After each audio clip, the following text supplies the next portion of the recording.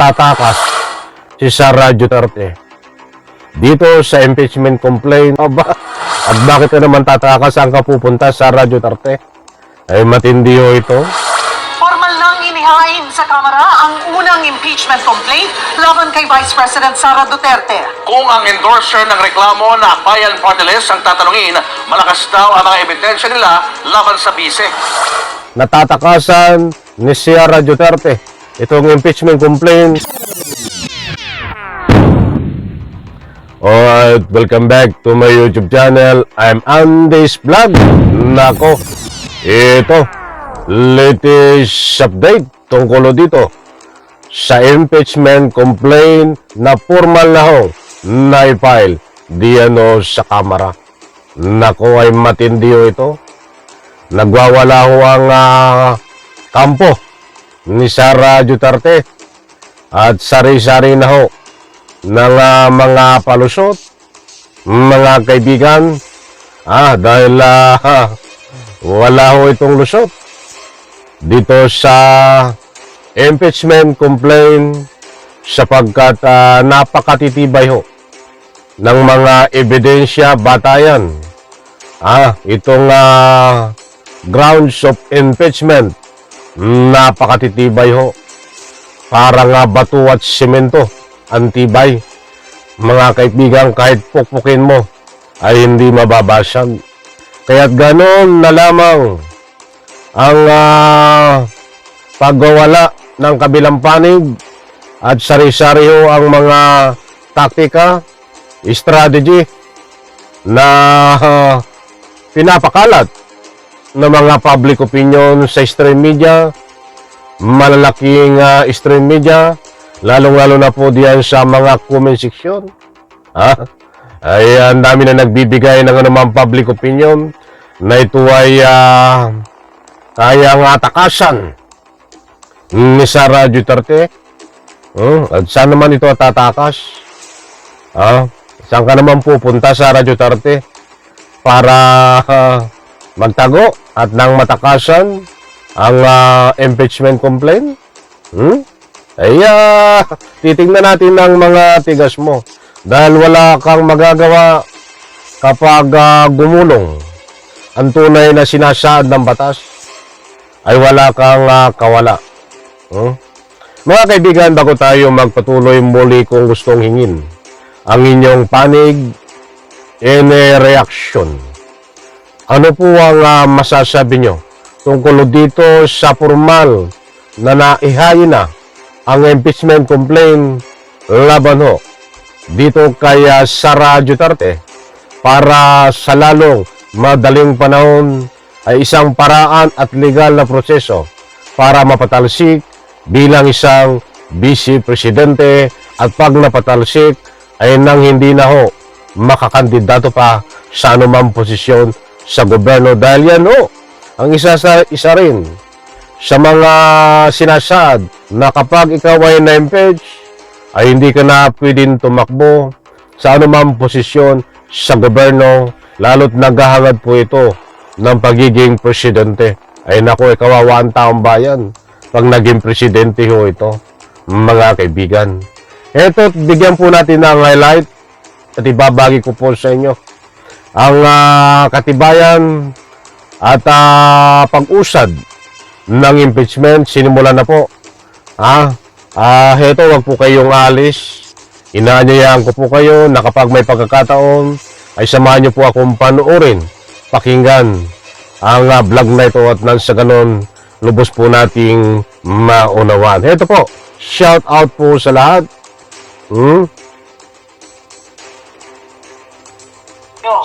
Formal nang inihain sa Kamara ang unang impeachment complaint laban kay Vice President Sara Duterte. Kung ang endorser ng reklamo na Bayan Party List ang tatanungin, malakas daw ang mga ebidensya nila laban sa bise. That's why, kahit po anong sabihin, wala pong makakapigil. Mga mahal kong taga-subaybay. Mula sa Bata sa Pambansa, nasa frontline balitang yan si Marian Enriquez. Marian, ano mga grounds ng impeachment na final kanina?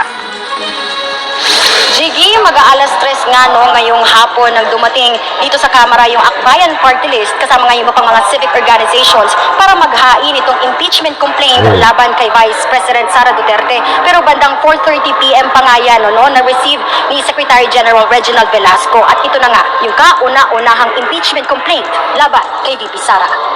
Naku ay kauna-unahang impeachment complaint laban kay Sara Duterte at kauna-unahan ding Vice Presidente na mapapatalsik ko sa pwesto dahil sa katiwalian.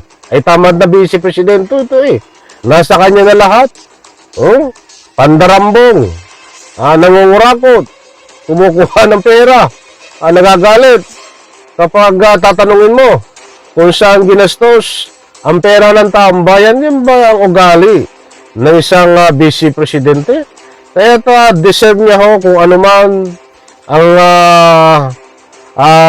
magiging takbo na legal nitong impeachment complaint na ito. Ito pa. Kasama ang ilang kaanak ng mga biktima ng war on drugs, Akbayan, Magdalo, Mamamayang Liberal, Tindig Pilipinas at iba pang sectoral groups, formal nang inihain sa Kamara kanina ang impeachment complaint laban kay Vice President Sara Duterte. Kasama sa nag-file si Akbayan Party List Representative Percy Sendanya na siyang nag-endorso ng reklamo at si dating Senator Laila De Lima na tumayong spokesperson ng grupo. Out of the 6 grounds for impeachment laid down in the Constitution, 5 po yung grounds. 5 daw yung grounds, mga kaibigan.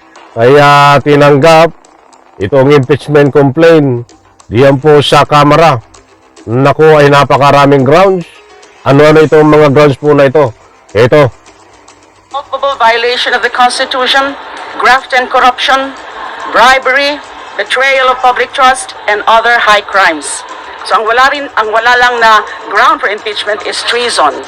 So majority of the grounds are present. Inihain ang impeachment complaint isang linggo matapos pagbantaan ni VP Sara na ipapapatay sina Pangulong Bongbong Marcos, First Lady Liza Araneta Marcos at House Speaker Martin Romualdez. Sentro rin siya ng investigasyon ng Kamara dahil sa higit 600 milyong pisong confidential funds na ginastos ni VP Sara sa OVP at DepEd. Ang lahat ng yan kasama raw sa 24 na articles of impeachment. Nako, ay marami-rami yun, napira ng taong bayan. Ilang milyon, napakarami ho. Milyones. Ito pa. Inilakip sa reklamo laban sa bise. Una nang sinabi ng Pangulo na hindi na dapat pag-aksayahan ng panahon ang impeachment sa bise. Pero sa pahayag ng Office of the House Secretary General kanina, kinumpirma nitong natanggap na nila ang reklamo at tiniyak nilang gagampanan ng Kamara ang mandato nito ng tama at naaayon sa ilalim ng saligang batas. Ang Senado naman ang tatayong impeachment court at maghuhusga kung guilty ba o hindi guilty ang akusado. Pero kung ang isang mababatas daw ang tatanungin, baka... Nako, huwag po tayo magpatinag. Bagamat ang suporta po natin ay nasa ating Pangulong Bongbong Marcos. Hindi po maalis yan dahil nagbabatay po tayo sa kanyang magandang takbo ng pamamalakad. Bata hindi porke ho na sinabi niya. Yun ay isang kanyang payo. Hindi po siya nagkukonkludon. Kaya tatama lang ang ginawa ng Kamara na tanggapin at gawin ang trabaho. Kahit sabihin pa man ng ating kasalukuyang presidente na wag muna mag-file ng impeachment complaint.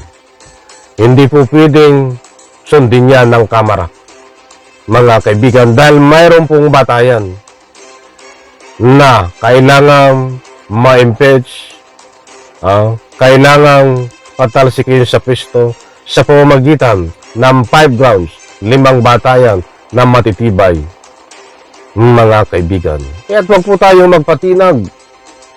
Tama lang at sinusuportahan ko ang ginagawa na pagtanggap ng impeachment complaint nitong mga nasa Kamara. Ito pa. Hindi ito makakuha ng sapat na boto sa Kamara.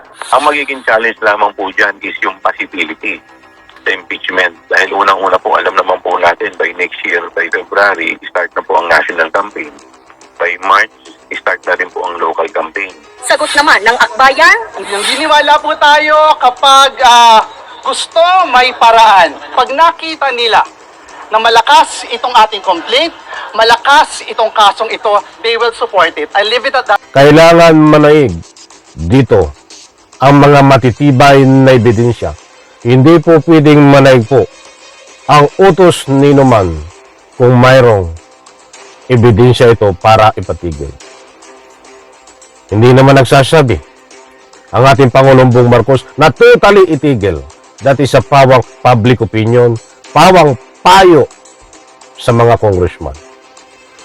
Mga kaibigan, sana makuha nyo ang gusto kong ipunto dito. Ang dami din na nagbibigay ng kanilang public opinion ang kampo ng mga Duterte na kayang takasan at tatakas si Sara Duterte dito sa impeachment complaint dahil ito daw di umano ay walang katotohanan.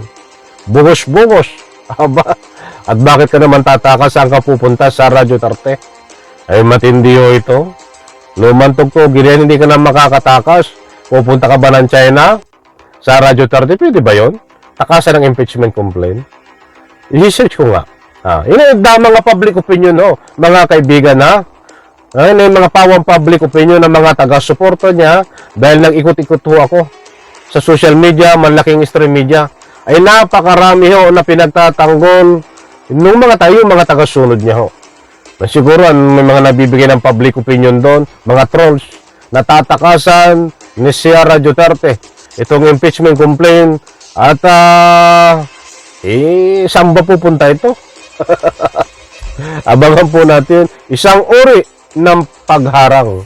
Hinaharang nila ang impeachment complaint nitong mga troll ng kabilang panig at nang sa ganun ay malusutan. Di umano ay lumang tugtugin na yan. Hindi na kayo makakalusot. Dahil mayroong matitibay na ebidensya. At sana abangan po natin ito. Huwag po tayo magpasindak sa anumang mga nagbibigay ng public opinion diyan sa comment section. Katulad ng mga ibinahagi ko po sa inyo. May napawang mga public opinion Ang importanteng mahalaga, gumulong po. Kung mayroon pong katulad dito, matitibay 5 grounds po ng impeachment, mga kaibigan. Okay, abangan po natin ito. Maraming salamat. Pagpalain po tayo lahat. Sabay-sabay po nating i-like ang video na ito. Diyan po sa comment section, ninanaya ko po kayo magbigay ng anumang public opinion. Isa like ko sa video na ito. Bye-bye. Pala pa kayo.